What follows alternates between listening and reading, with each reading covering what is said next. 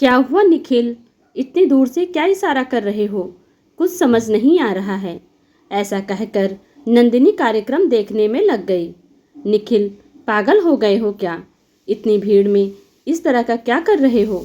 अरे नंदिनी रुको, मुझे पता था कल तुमने कहा था, तो आज तुम जरूर यह करके आओगी।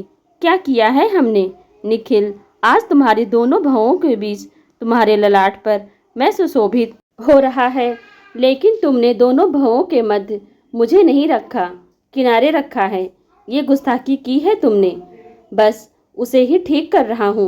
बिंदी बीच में कर रहा हूँ, तो इतना करीब और इतने पास क्यों आ गए हो? नंदिनी, मेरा हाथ बांस की भांति लंबा नहीं है। निखिल, क्या मजाक कर रहे हो? सच बताना, तुमने यह बिंदी लगाते वक्त मुझको जिया है ना? जब तुम बिंदी लगा रही हो तो मंद मंद मुस्कान के साथ मुझे सोच रही थी। निखिल, कुछ भी बोलते हो। निखिल नंदिनी की बिंदी को उसके भवों के बीचों बीच लगा रहा था और नंदिनी की धड़कनें असामान्य हो रही थी। निखिल भी इससे अछूता नहीं था, लेकिन दोनों माहिर थे अपने एहसास और जज्बात को छुपाने में। और मज़े की बात यह है कि दोनों इस सच्चाई से वाकिफ थे कि वे दोनों जज्बात छुपा रहे हैं।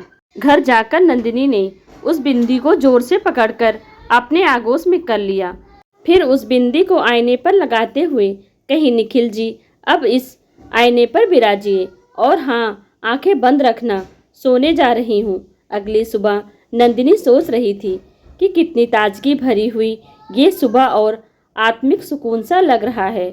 उसने तो सिर्फ बेहद करीब आकर बिंदी ही तो बीच में लगाई थी, इतने में ही इतना बदलाव और निखार। क्या है यह? अच्छा, कल निखिल ने कहा था कि एक सरप्राइज उपहार मिलेगा तुम्हें तुम्हारे कॉलेज के लाइब्रेरी के तुम्हारे बेंच पर। अब फटाफट तैयार होते हैं। क्या है सरप्राइज में? कहीं किसी और के हाथ में न लग जाए।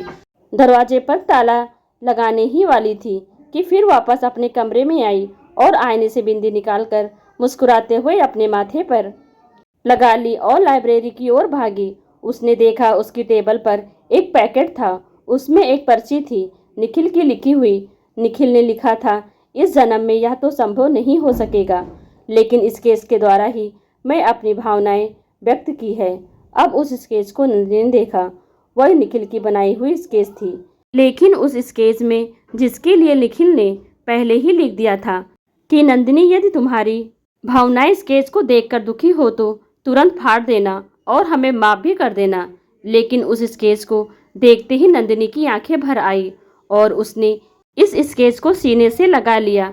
दूर खड़ा निखिल इन सारी हरकतों को देख रहा था और आत्ममुग्ध होकर चला गया।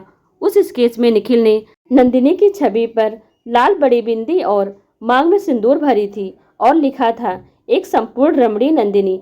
फिर नंदिनी मन ही मन गुनगुनाते हुए जा रही थी।